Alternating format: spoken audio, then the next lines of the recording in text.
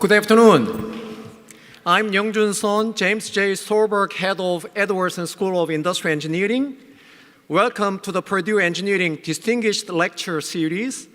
Beginning in 2018, the Purdue Engineering Distinguished Lecture Series invite world-renowned faculty and professionals to Purdue Engineering to encourage thought-provoking conversations and ideas with the faculty and students regarding the grand challenges and opportunities in their fields. Besides presenting a lecture to a broad audience of the faculty, graduate and undergraduate students, they engage in interactive panel with the Purdue faculty and students. Now, I want to invite Dr. David Barr, Senior Associate Dean of Faculty in College of Engineering and Professor of the Material Engineering, to the podium to introduce our distinguished speaker. Dr. Barr. So thanks for coming out today. Braving the weather a little bit, again, reminding ourselves that it's winter in the Midwest, so thanks for coming. It's my true pleasure today to introduce our distinguished speaker for the afternoon. So Martin Wainwright is the Cecil Green Professor in Electrical Engineering, Computer Science, and Mathematics at Massachusetts Institute of Technology. He works with the Laboratory for Information Decision Systems and Statistics and Data Science Center. He joined MIT in 2022 after 20 years at UC Berkeley, so he obviously understands the change from nicer weather to colder weather. He has a strong background in machine learning, statistics, information theory, and optimization. He has been recognized with many awards. If we started on the list, we wouldn't have enough time to actually listen to him, so I'll just highlight the Guggenheim Foundation Fellowship, the COPS President's Award in Joint Statistical Societies, and the Alfred P. Sloan Foundation Fellowship. He's a fellow of the IEEE and the Institute of Mathematical Statistics. He's co-authored numerous books on graphical models, sparse statistical models, high-dimensional statistics, and has an extensive list of publications. And we are really glad to have him come today to talk a little bit about work in data science and decision systems. So with that, Dr. Wainwright.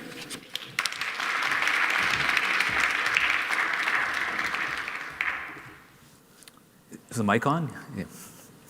You guys know how to do your job.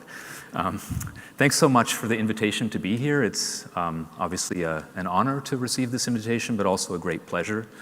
I think part of the joy of being an academic is you get an opportunity to go so many different places, meet people working on so many different interesting problems. So I've had a great morning here at Purdue so far. So I want to talk a little bit today about, the talk is Taming and Validating AI-Based Predictions. So sort of the broad theme is that AI has pervaded a lot of data science and statistics, machine learning. People are using fairly sophisticated procedures to make decisions, to make predictions all the time. But as I'll discuss, there's a lot of challenges with these things, a lot of potential, but a lot of remaining challenges, and I think a lot of interesting problems for us to address collectively. So sort of broadly speaking, we've seen pretty dramatic advances in many different areas of machine learning, data science, and statistics.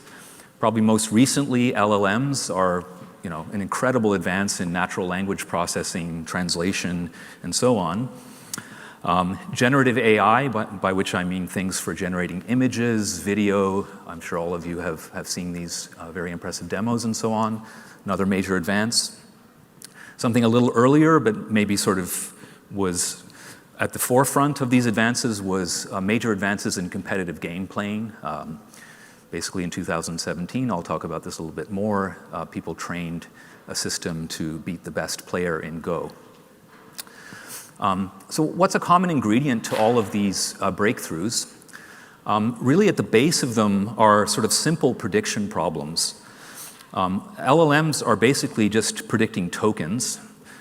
You might think tokens could be words. They're not actually words in practice, but wordlet things are being predicted just in a sequence. In generative AI, what people are actually doing is starting from noise and predicting backwards by denoising images to generate a new image. And in competitive game playing, what people are doing is sort of predicting forward based on current position and possible moves, what's the value of making a certain move in a game. All of these prediction problems are uncertain. They involve data, uncertainty, noise of some form. So the common ingredient really here is what I would call statistical prediction, by which I mean prediction using large data sets. The data sets really are astronomical. That actually is one of the challenges that I'll talk about in today's talk. That's not always a realistic assumption. But the progress has been made with astronomical data sets, really extraordinary amounts of compute, just shocking, environmentally scary amounts of compute when you think about it. Tremendous ingenuity from the algorithmic and engineering point of view.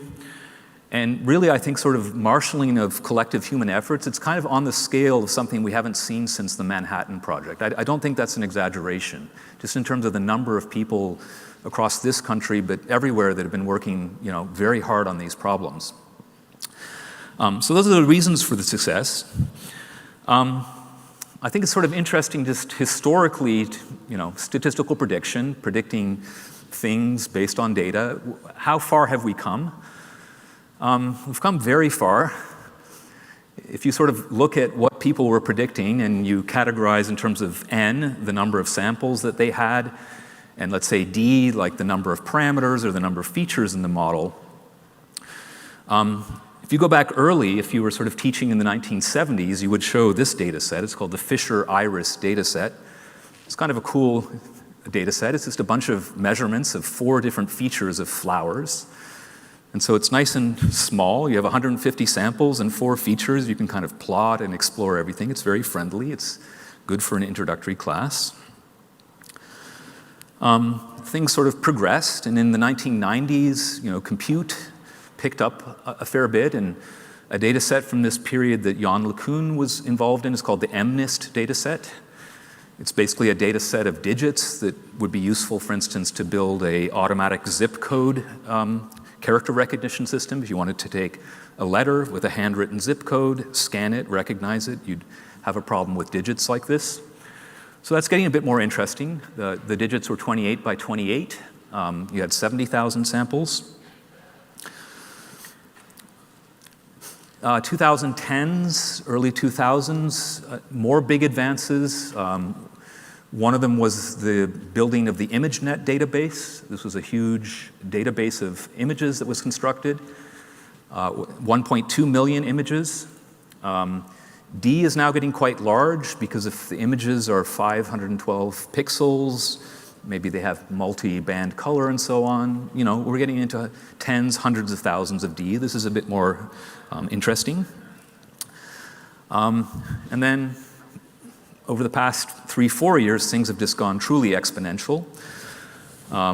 We actually don't know the actual data set and parameter counts of the latest LLMs because the companies have gone silent on us for competitive reasons.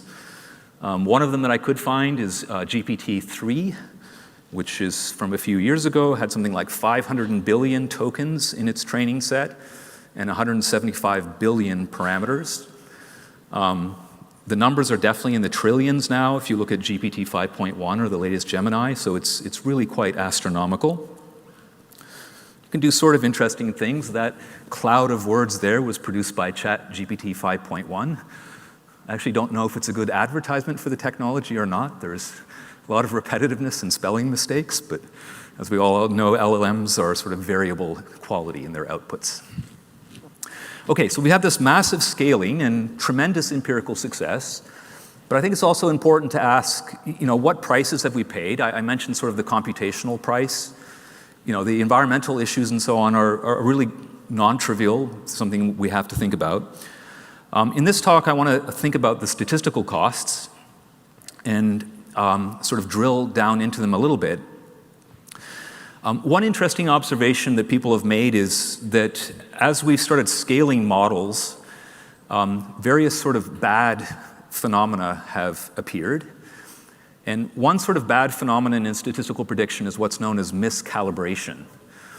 Okay, so what does miscalibration mean? Say I'm trying to predict, is it going to rain tomorrow?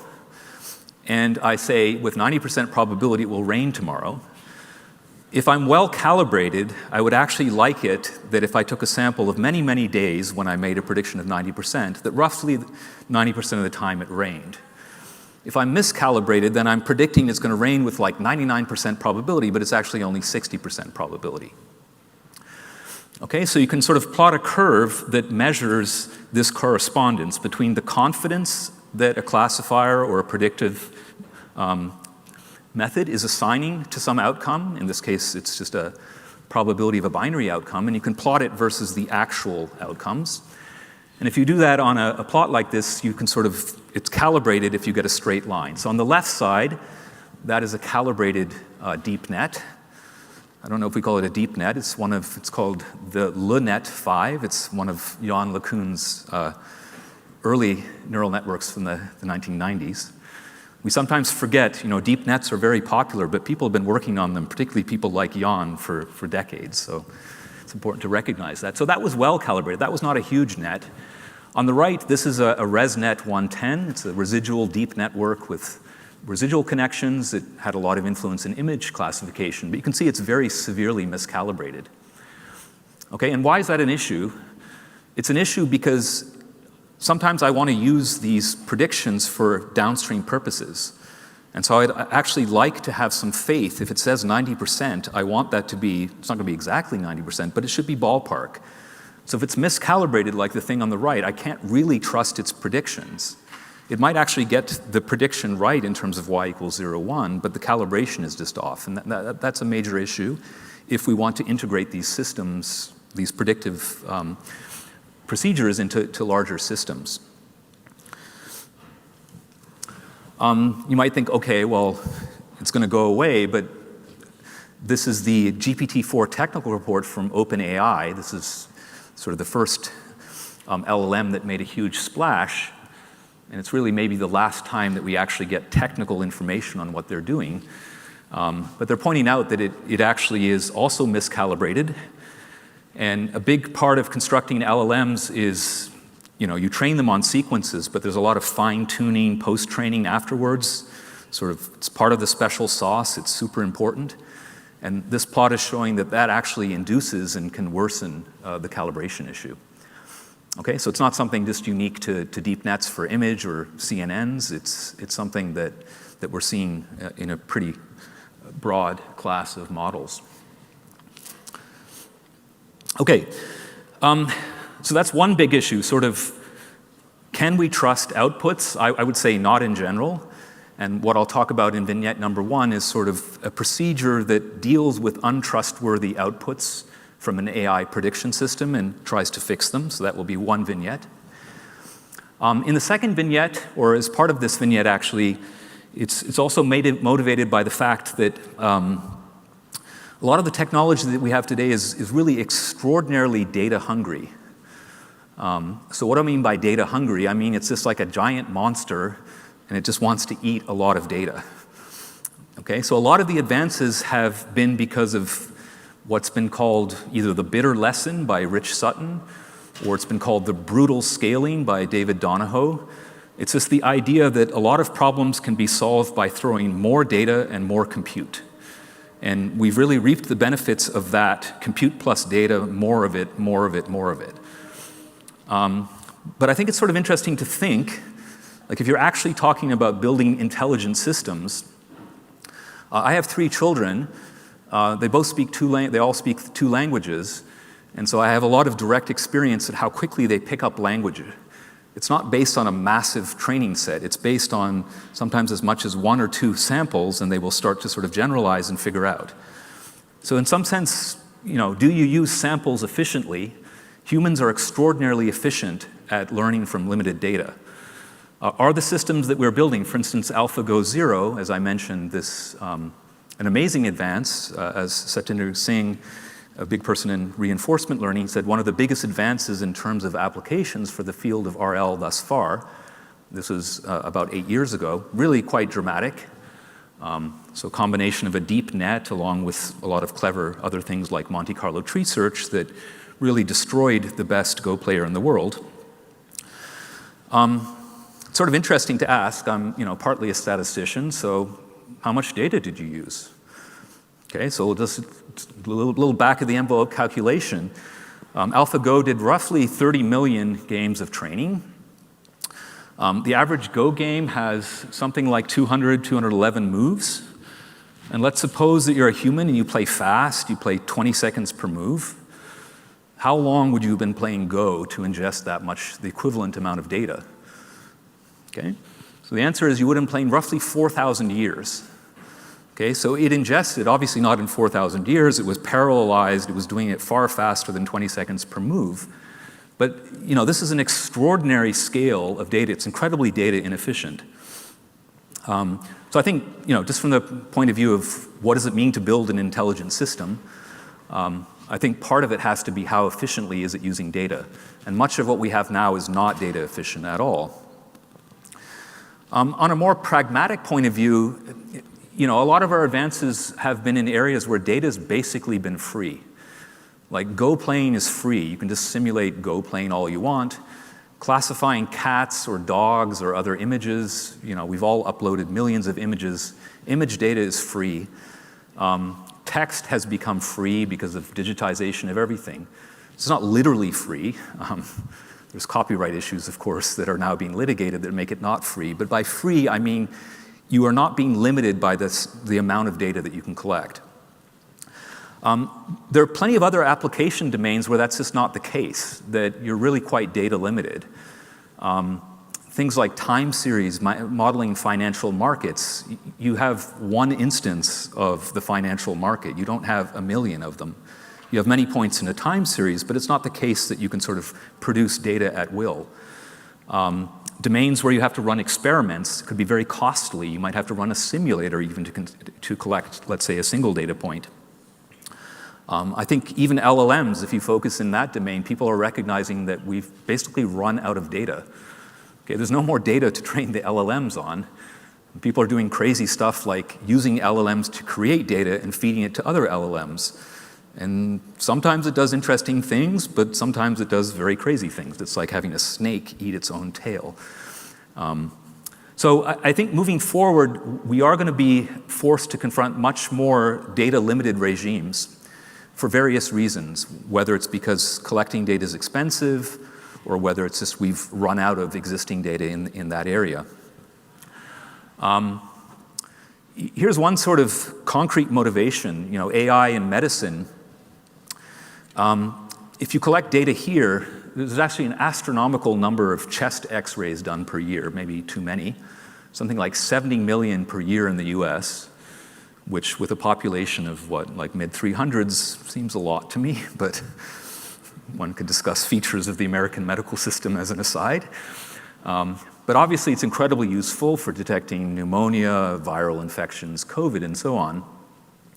But data's not free here because radiologists, I don't know if you've checked their salaries, but they're not cheaply paid, shall we say. So if you want to label one, as in say, is this pneumonia, COVID, and you have to pay radiologists, it's very, very expensive. So you might say, okay, let's just use AI to do this, and people have tried to do it. But this is sort of another instance of instability or fragility in AI predictions. What people have done is they've trained deep nets, deep neural networks, to try and classify chest x-rays as being healthy or some disease state, let's say pneumonia. And this is just one article from 2021 by these authors here. What you find is all this kind of very non-robust, highly sensitive, fragile behavior, and this is sort of a cute example. So the left side is the original X-ray.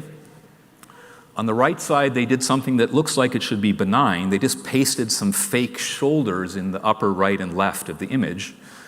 That should not affect your classification of the diseased or healthy status. That's based on the lungs, which have nothing to do with things in the corner of the image. But that kind of little intervention can cause complete flips in the decision of the AI procedures.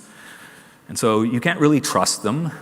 I mean, to be fair, this is adversarial in that someone went in and did that, but they are very, very sensitive. They're sensitive to what's called distribution shift.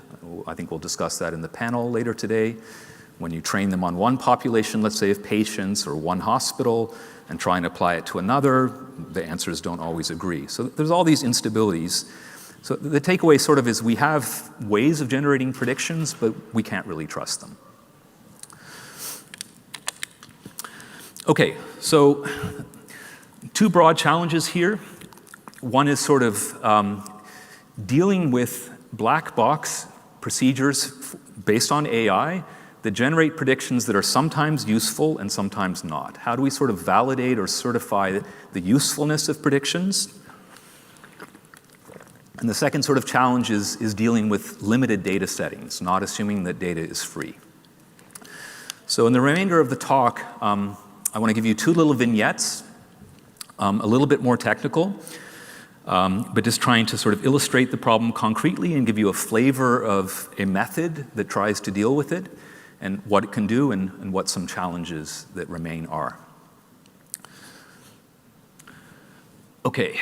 All right, so in this first vignette, what I want to do is, my starting point is I have some procedure, some AI procedure that can give me predictions. They could be labels for a classifier, or they could be real outputs if I'm trying to solve a real value prediction problem.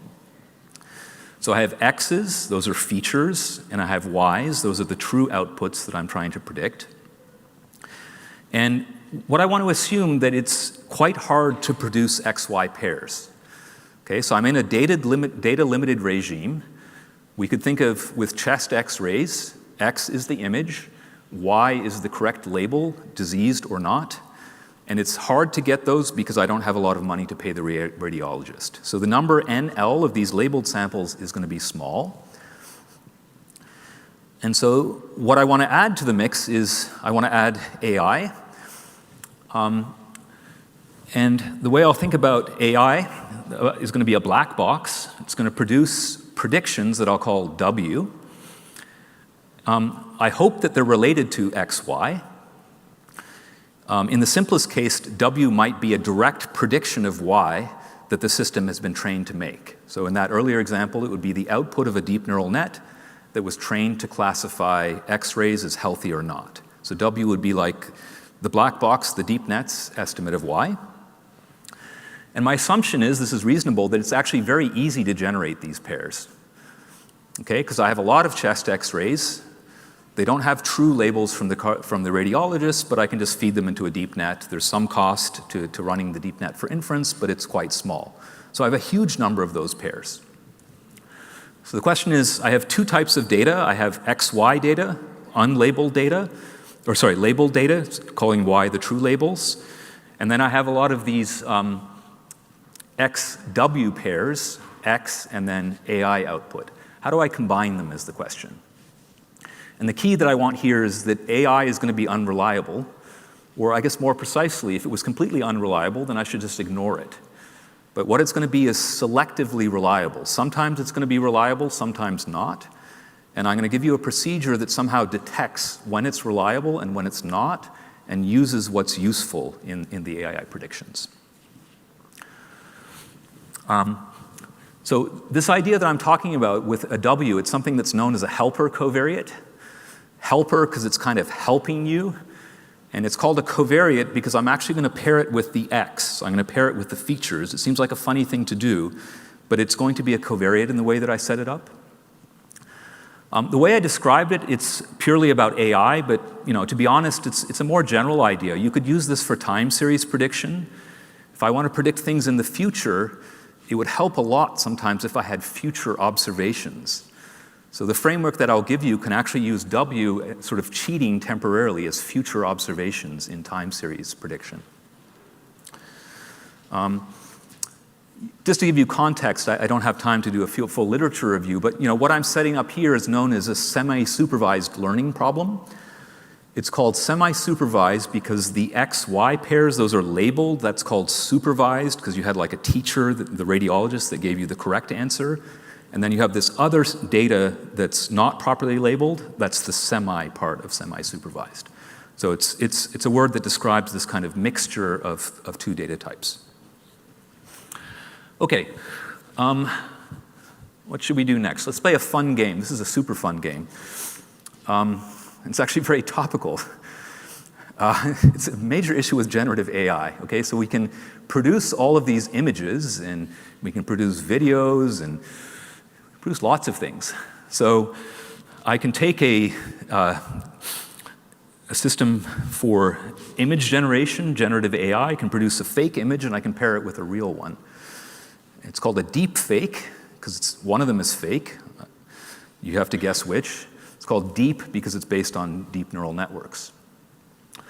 Okay, so this is from a website. It's called Sentry, which has a huge number of these pairs and some very interesting statistics. Can anyone guess?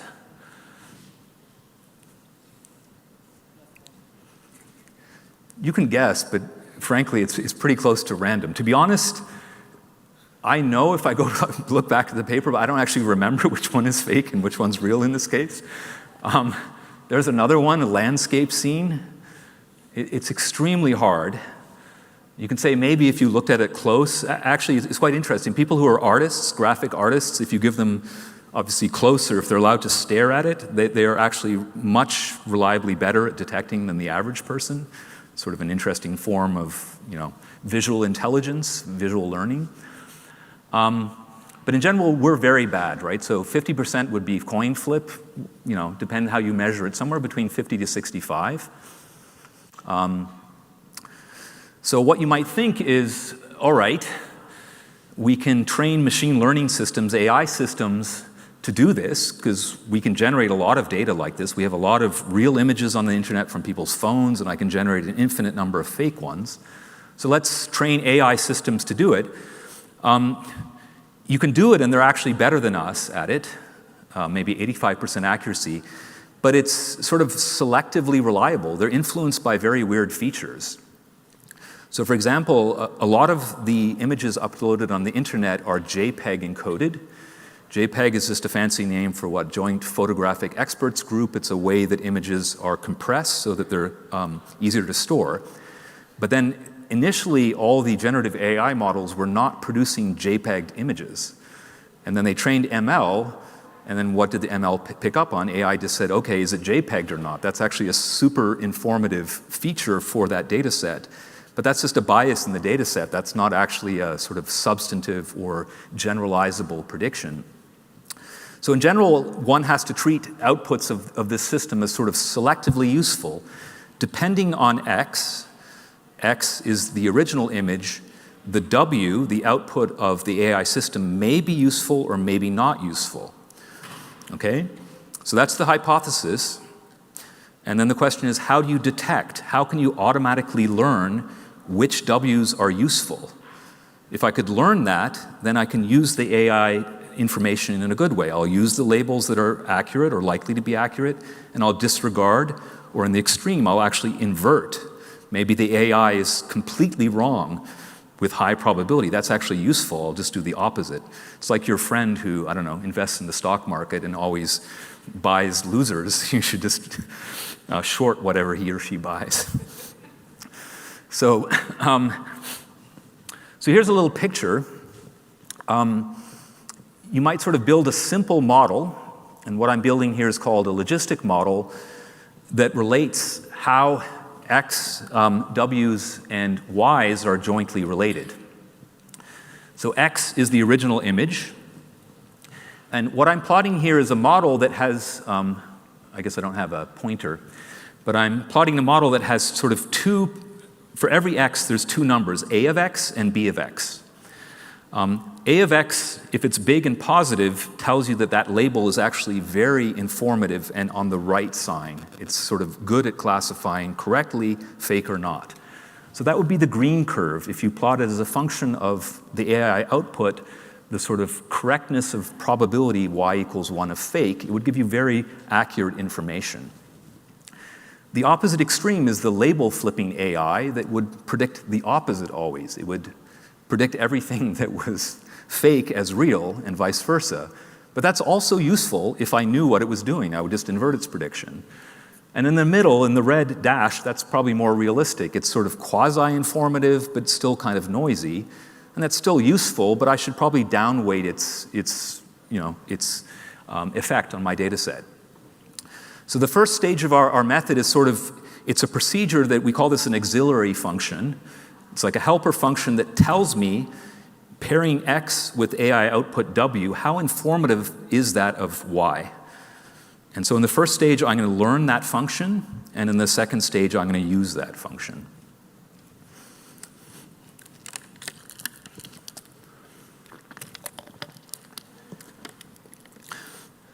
Okay, so here's a procedure.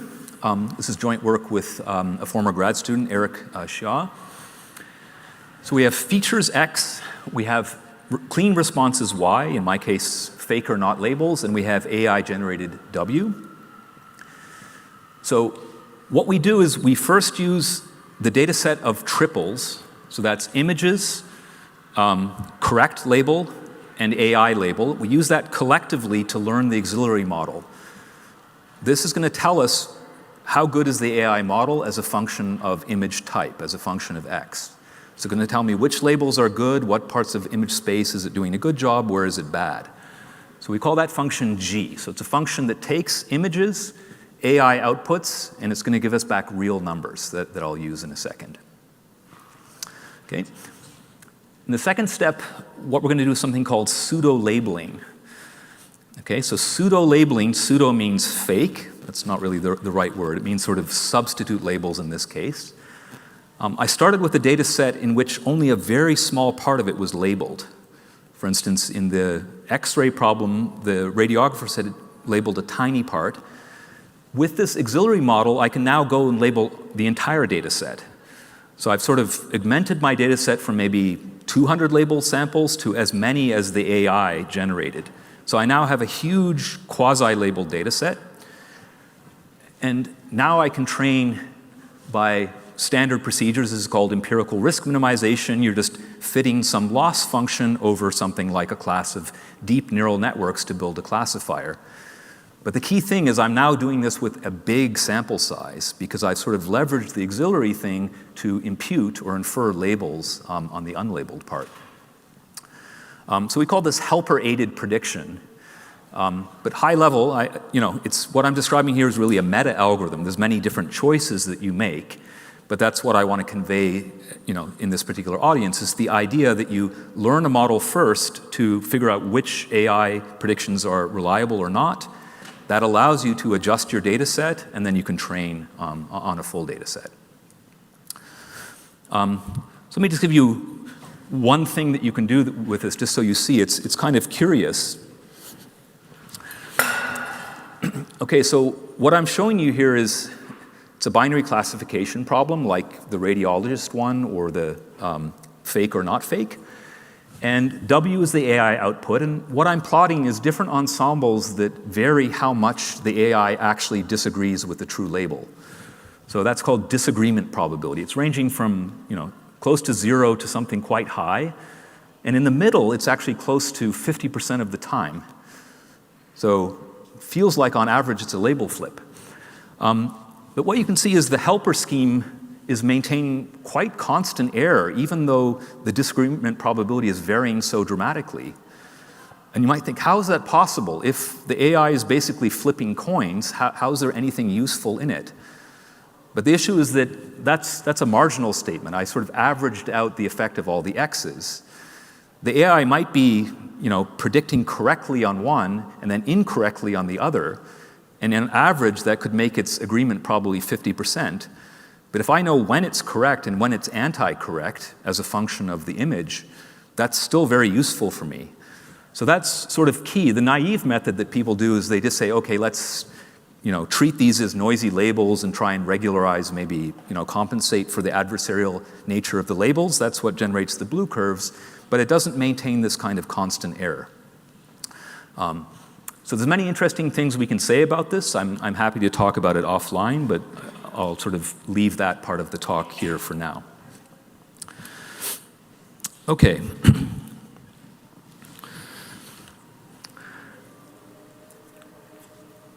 Okay, so in the second part of the talk,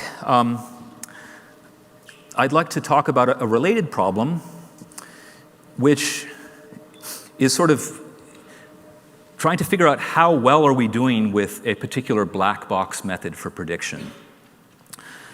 Okay, so here I'm going to be talking about, again, problems with x's, covariates, and y's.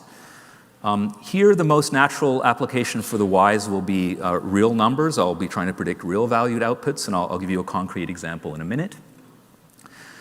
And what people want to do is, after you've trained a procedure to make predictions, you've trained it on one data set, and what you want to understand is, if I applied it to another data set of samples drawn from the same distribution, how well would it do?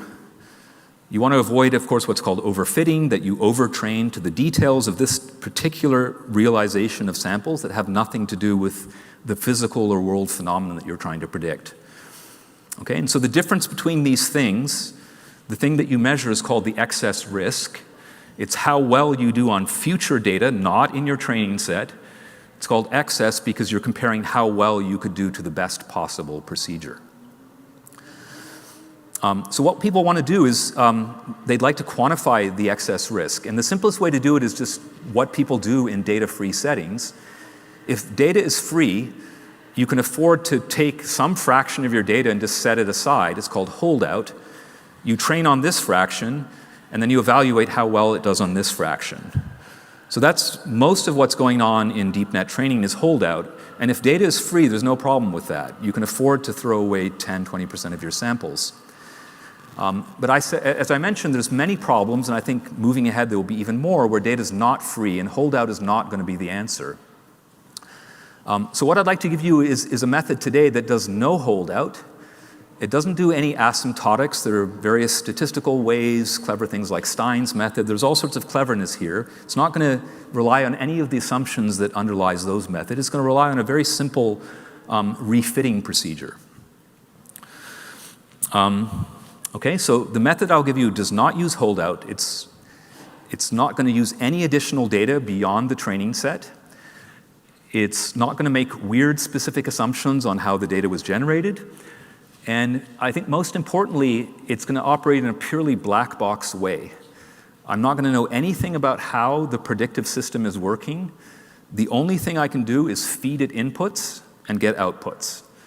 And so I'm going to feed it inputs and get outputs, and I'm going to make a small number of those input-output queries, and I'll show you how I can predict how well that would do, how it generalizes. Okay, so that's the motivation here. So let me give you a concrete example. So to be clear, our theory is quite general. It's not specific to this. But this is a very cool application, and it's actually very relevant for diffusion models, which, as I mentioned, for image samplers are based on denoising operations. So what is denoising? What is image denoising? It's simple. You have an image, somebody adds noise to it, and you want to denoise it. You want to remove the noise. But of course, it arises all over. If you're doing astronomy, other kinds of medical imaging, you always have some kind of measurement noise or various kinds of noise in your data collection. So it's sort of a canonical, interesting problem to think about. I used to work in this field about 20 years ago, and then I didn't really work in it for, that long. And I sort of came back to it. I felt like, there's a story about Rip Van Winkle. He sort of falls asleep underneath a tree and then wakes up, and then the world is an entirely different place. That's how I feel. I mean, the advances here are really extraordinary. And they've been made by what are called plug-and-play denoisers. So in denoising, so Y is what you observe, that's the noisy image. F of X is what you're trying to predict, the denoised image. In a plug-and-play method, you sort of minimize something that measures how close are you to the data, plus a prior. A prior sort of says how likely are different images, configurations of pixels to be. And what people have done is, using deep nets, you can now train extremely good priors for images that sort of describe the structure of images. And because of that, you can build very good denoisers, really quite remarkable ones. So I'm going to be using a method out of this paper by Hiro et al. From ICML. But this is a big area. There's a nice review paper about plug-and-play denoising by Kamilov in signal processing transactions.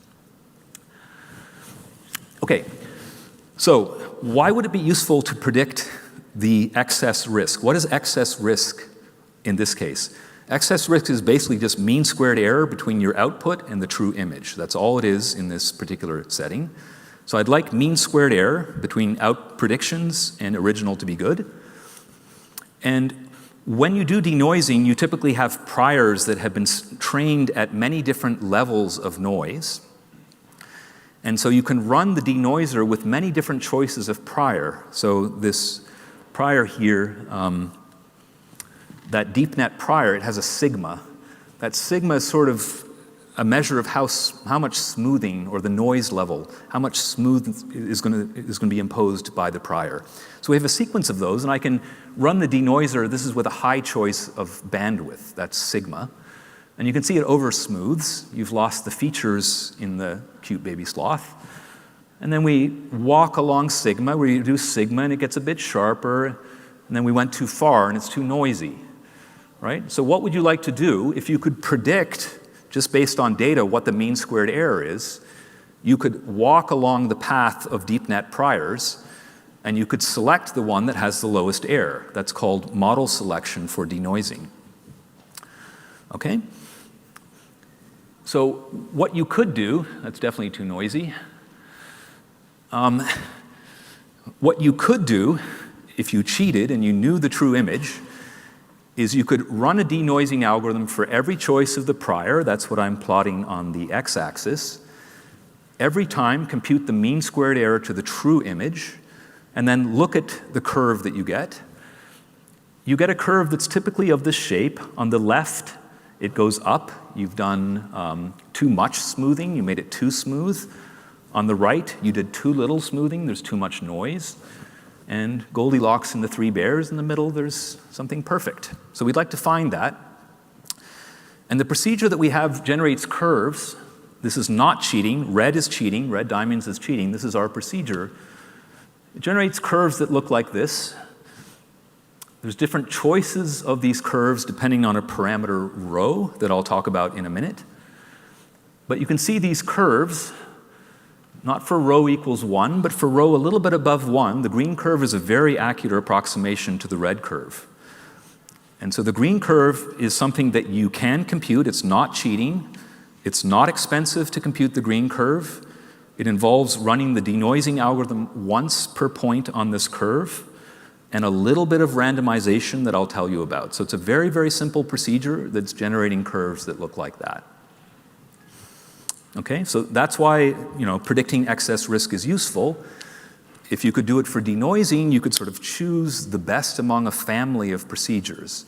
Here it was priors for smoothing, but you can see the principle is general. You might have many different kinds of priors, notions of structure on your problem space, and you might want to choose among them.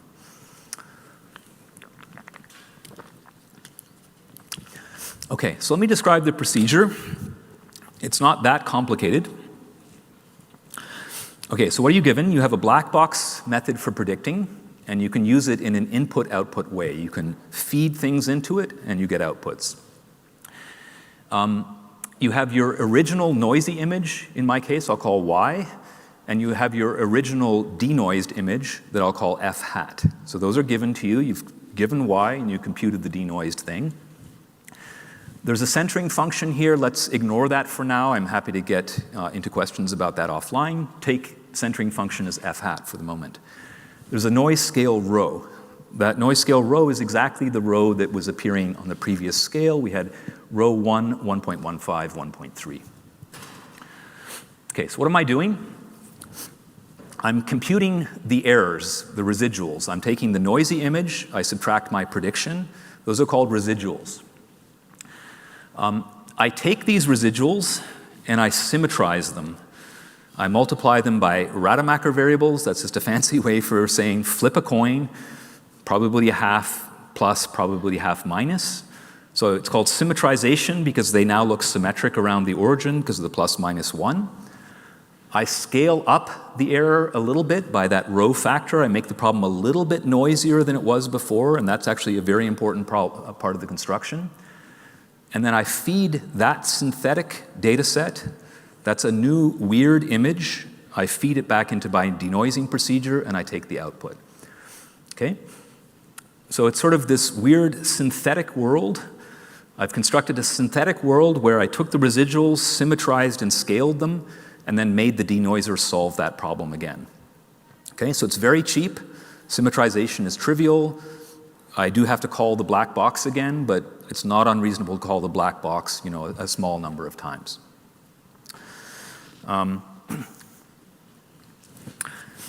Okay, so that's used to bound the excess risk. Let me just keep us on time. Again, I'm happy if people do have questions, either in the question and answer or offline. I'm more than happy to go into more details, but let me just keep it higher level. I call this wild refitting. It's sort of apropos for two reasons.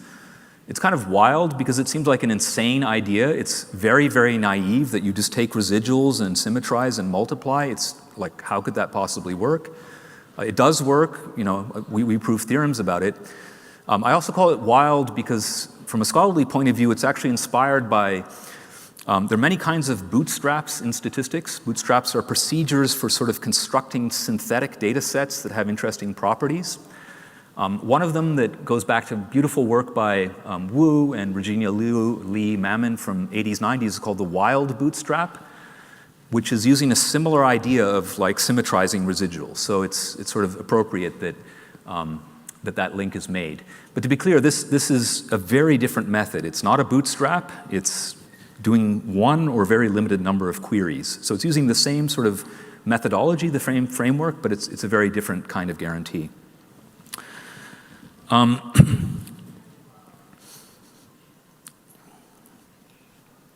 Yeah, maybe let me just highlight a few takeaways just to wrap up. So what we prove is, so we're trying to bound the true excess risk. That's the mean squared error between the noisy thing and the unnoisy thing. What we show is that you can upper bound it by something that up to higher order terms, that let's not think about them, it's the empirical risk. That's just measured on your training data, how well did you do. That's something you can compute from your training data and the fit. And then something we call the wild optimism, which takes the output of that refitting procedure. It takes the Rademacher variables, it takes the fit, which I'm calling F diamond, and it computes this inner product. So it's just a simple inner product that is actually positive. It pushes the empirical risk up. And what we show is that with very high probability, sort of exponentially high probability in the sample size, you get an upper bound that looks like this. So that's sort of explaining why those curves are, once rho is chosen large enough, those curves are actually upper bounds on the true population risks. That was the red things that I was showing in the plots. There's some things to highlight, but maybe just one thing that I'd like to highlight is it's very robust to how bad your noise is. You could have very heavy-tailed or very heteroscedastic noise. Heteroscedastic just means that the noise is higher variance in one part of the space, and the method still works. And the reason it works is because it's all based on Rademachers. Plus minus ones randomly. Coin flips are super simple to analyze and control. So it's all based on Rademachers, so it's very robust to noise. So just to give you a sense, this is a much harder problem. Okay, that's a very high noise image. It has like something like student T noise, which has no more than 6 or 7 moments. It's very heavy-tailed. It's very heteroscedastic. You've basically lost the entire middle section of the image. To me, it's amazing that anything exists that could produce that. It's not perfect. The green stuff is just artifacts left over in noise, but it's clearly recovered, reasonably enough the shape of the starfish. That's not credit to me. That's credit to what I was saying, the advances in plug-and-play denoising. Our work is showing that even though the noise is crazy and heavy-tailed, these are exactly the same plots. The red thing is the true excess risk that you cannot compute. The three curves are the output of that procedure that I just showed you with three choices of the noise level. So it's very robust, and as I mentioned, I think in general in designing predictive systems, this is sort of weird because this is actually prediction about prediction. I'm trying to predict how well a prediction system works, but I guess a statistician calls that inference, but it really is prediction about prediction. But I think it's important to try and have things that are sort of, not reliable, not relying on weird, highly fragile assumptions, and this kind of robustness is in that direction. Okay, so maybe let me just wrap up. Sort of gave you a broad overview, I think, of tremendous progress that we've seen in AI-based prediction. I think it goes without saying that anybody with some degree of technical knowledge recognizes how much things have been exaggerated in the popular press. I don't mean to say that there have not been tremendous advances, but I think, as academics, as intellectuals, it's up to us to think carefully about what exactly have been the advances, what are the limitations, what needs to be studied, what can be improved. And I think there are, a lot of really disconcerting properties. I think the panel discussion to follow, we're going to talk about many of these. I talked about calibration, data hungriness. They're very sensitive to distribution shifts. They're very not resistant to adversarial attack. So many things for us to think about collectively, I think, before these things can be more broadly useful. This talk, 2 vignettes. The first one was about helper-aided prediction, this idea of using predictions from AI as a kind of helper covariate and learning a model to figure out when is it helpful or not. And then the second part, this idea of wild refitting, kind of a validation method for a predictive system. So thanks very much. Happy to take any questions.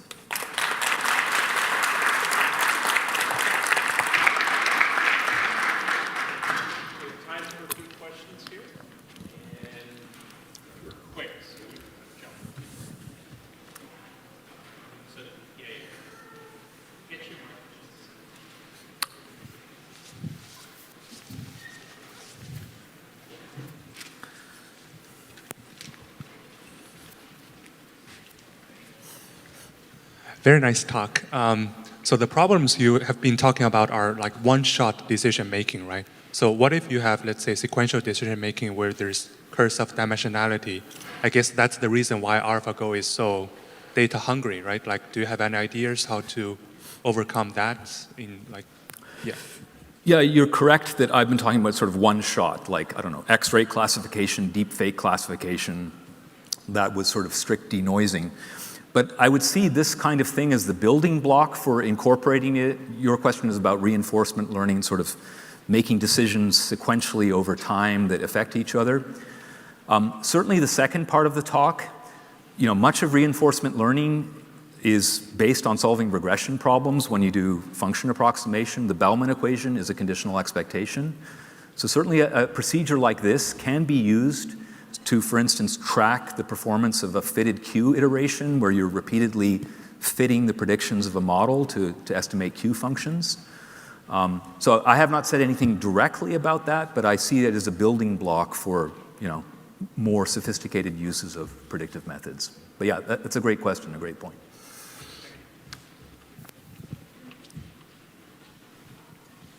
Thank you.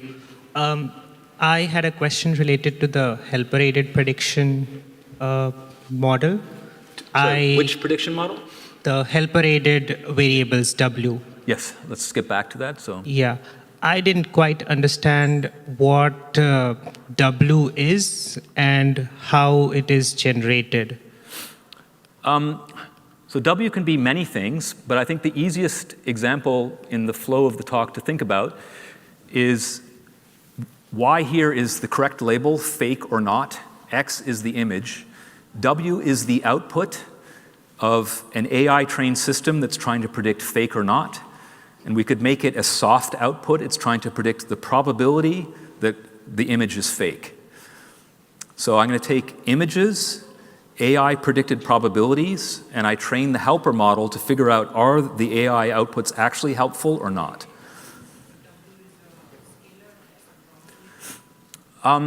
W can be, in the framework, W can be whatever you want. It could be a label, it could be a scalar, it could be a vector. In the example I'm talking about, think of it as either a label or a scalar, but the framework is more general than that. It can be many, many things.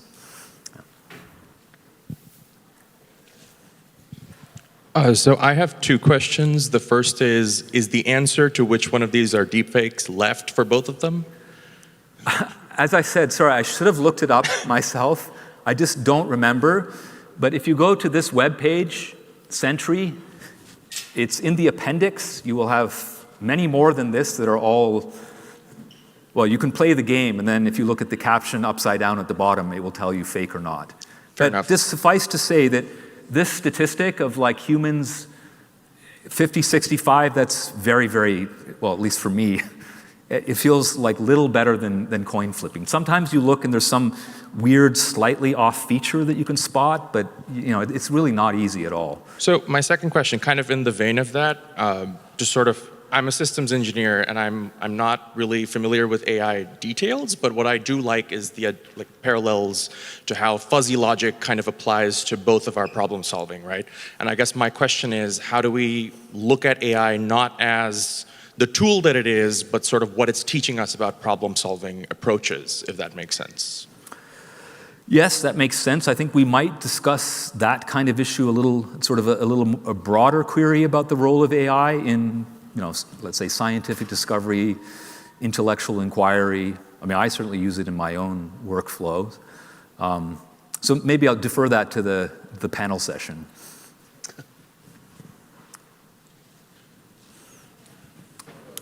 Your Vector-2 blocks method, why don't you use the holdout?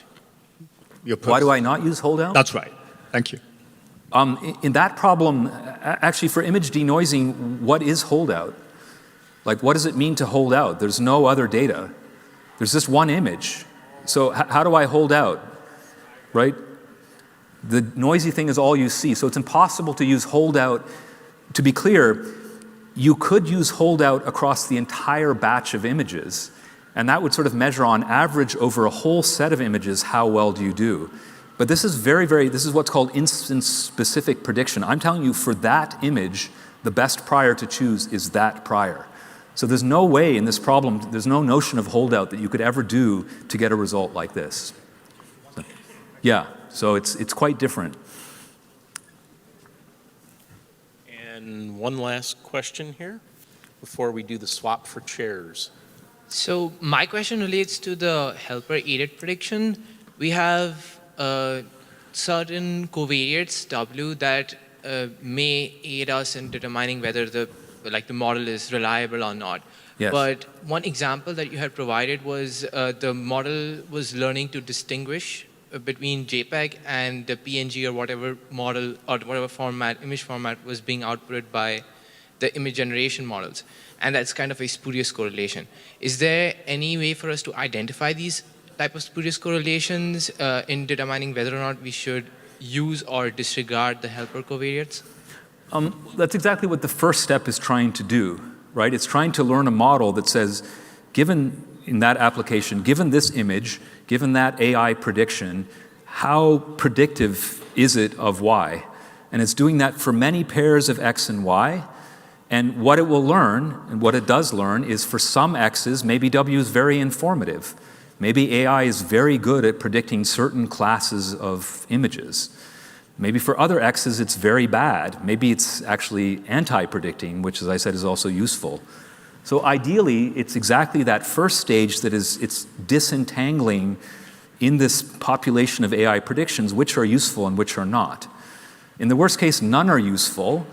It would still learn that, and that's still useful to learn. It means you should ignore that black box for prediction. It's not useful. Right. As a very short follow-up, right? If we think about the PNG and the JPEG example, learning to identify the actual JPEG encoding would allow the machine learning model to predict a deepfake or a real image with much greater accuracy, right?